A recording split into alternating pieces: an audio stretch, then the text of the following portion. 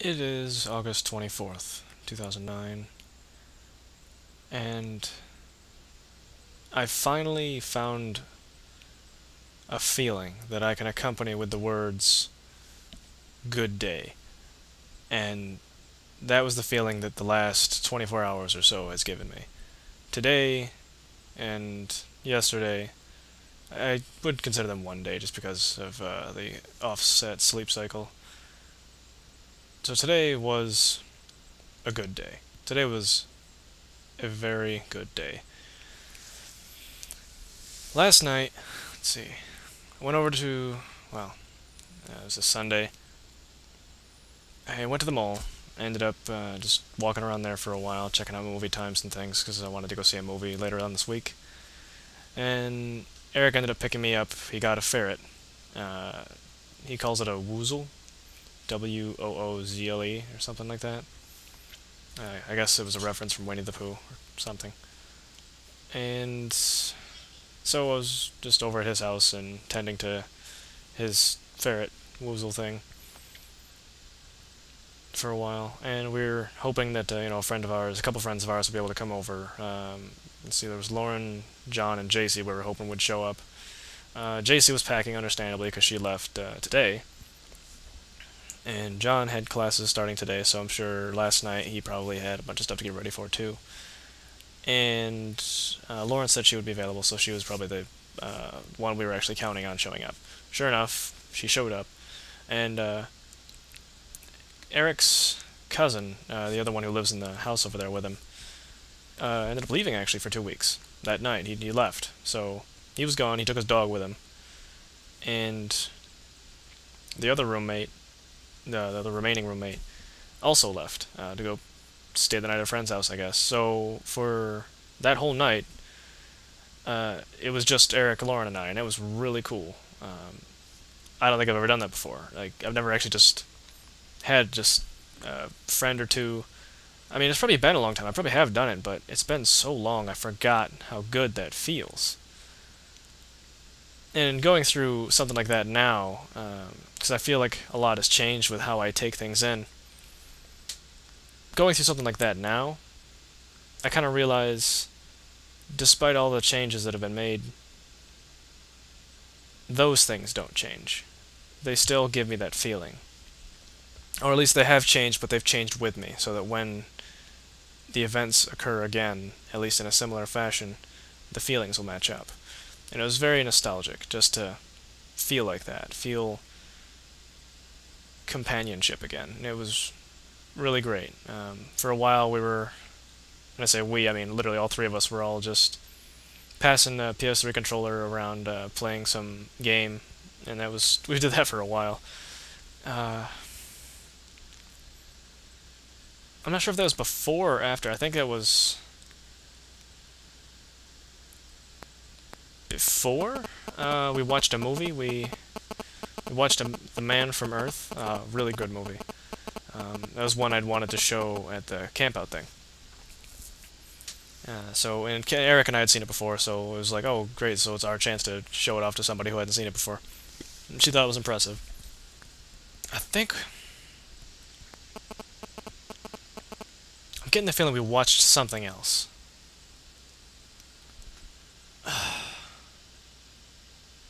Oh, Role Models. We watched Role Models. That's what it was.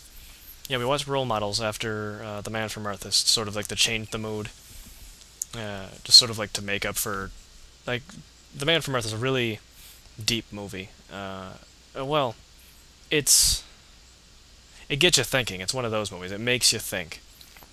And Role Models, if you haven't seen it, it's got some thought to it, definitely, but I think only to it itself, not so much it doesn't make you think. It does the exact opposite. It lets you relax your mind, I guess, would be the way to put that. So it was a good choice, and we'd all seen it before. We all just wanted to see it again, so that was really great. And then we finally decided to play pool for hours on end. And I figure if John doesn't come by, at this point in the night, I think afterwards while we were playing pool, I figured, well, if John doesn't come by, I might as well just stay the night, because I've stayed the night at Eric's before. And so sure enough, John didn't show up, and then it got around midnight, Lauren's mom called her, and ask her if she had a ride home. Lauren's mom not being a fan of driving at night, I guess, and no one else being able to drive. Eric's car was out of commission, and the car that he was driving earlier that day was his brother's, and his brother had taken it back. So we were all effectively stranded in Eric's house, and so it's like, well, Eric's like, oh, you guys can stay if you want, and so that's what ended up happening. We all just ended up staying at Eric's place, and we ended up watching Watchmen, like the last big event that night, all on Eric's couches. Yeah, couches. And we all ended up sleeping in the same places we were watching the movie in. And I'm not sure if that was a good idea or bad, because I had the bigger couch, and they had the small couch. Like, it wasn't like a tiny couch, but it was about the size of two chairs, like two comfort chairs stacked together. Mine was like three, so mine was just one more bigger than theirs. But still, it was one person on the big one and two people on the not so big one. So, yeah, that was interesting. And after the movie, well, the thing is, alright, about the movie though, Lauren had actually read the book of Watchmen. I hadn't, neither had Eric. So that was sort of an interesting experience for her, and she would blurb in and out of, oh, that was from the book, or that was different, and stuff like that. Which I expected. I actually kind of wanted to watch it with somebody who had read the book, just so they can, say what had changed and what hadn't. And as much as that was like the last big event, that was scarcely the end of the night. That was probably the end of the first half of the night, honestly. Like when we were all laying down to go to bed, go to sleep in the places where we watched the movie. That was just the beginning. Like, that's what I felt, anyways. For a while, we were just talking, Like, the lights were out and everything, and telling stories about stuff. And at some point, it was believed that I had fallen asleep. I hadn't. I think I kind of phased in and out of consciousness for a second. Like, I kind of felt myself just sort of lose my senses and then come back for a minute, and I was like, oh, I don't want to do that. Because I still heard them talking, and I was like, alright, well, I wanted to be part of this. I didn't actually want to be part of it, so I just sort of laid there and listened and didn't say anything. And they were even openly, like, out loud talking. I was like, I wonder if Ricky's sleeping. Ricky, are you sleeping? And I wouldn't say anything. So, for a good 6 or so hours, they were under the impression that I was asleep. And so they were just going. It was really funny, just listening to them talk. Sharing drinking stories and whatnot. That was interesting. And apparently there was, like, a guy screaming or something outside. Like, there was noise of a guy screaming. Probably a block or so away. Kind of faint, but you could hear it. Like, if you listened for it, you could hear it. At least that's what they had concluded. It sounded like a guy. I personally felt like maybe it was just an animal or something. And so for the longest time after that, it was like a running gag for the rest of the night. Eric kept on mentioning, and Lauren back and forth, about how the screaming was probably the victim of some serial killer that's running around the neighborhood, and kept on scaring Lauren with the fact that the only thing separating us from the outdoors, where we were, was a screen door. So, so Lauren had to sleep facing the room. It was really funny. And I really think I only got a couple hours of sleep. I actually ended up waking up to be able to turn my alarm off, and then just sort of laid there for a while. Then Lauren had to leave. They were poking me, trying to see if I was awake. And I felt kind of mean about not reacting to that, because I know Lauren wanted to say goodbye, but I figure I'm probably going to see her tomorrow, before she leaves and everything. But yeah, so that was quite the time. And that was such a simple event, and I really feel like that's when the most comes out. It's when you have so little to work with. That's when you can get the most out of things. I've noticed that before, too. It's just I'd forgotten how to practically apply it. And I didn't think about practically applying it as much as this is just how it worked out that night. And I wouldn't have had it any other way. That was a wonderful night. And it's not over yet. This week... See, it's just Monday today.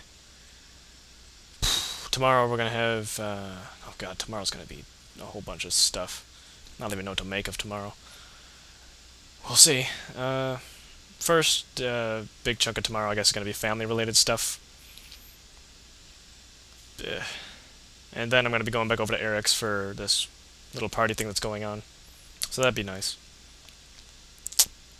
And then eventually sometime this week, Eric and I want to go see District 9. I haven't heard anything about how the movie is, but I saw the previews and I thought it sounded good, and Eric agreed, so we want to go see that sometime. That was just my little update. I might have more to say, and maybe something actually well thought out. But I think these kind of things, these blogs, or video blogs, any blog actually, I think, journal type thing, it comes out better when it's not pre-rehearsed. And I don't rehearse these. I just sort of think about what I want to say. I'll hit the record button and I'll just sort of go, if that wasn't evident already. So I say this every time, but I really hope I can come up with something constructive next time. If not, it'll probably just be another update of whatever tomorrow brings. So we'll see how it all turns out.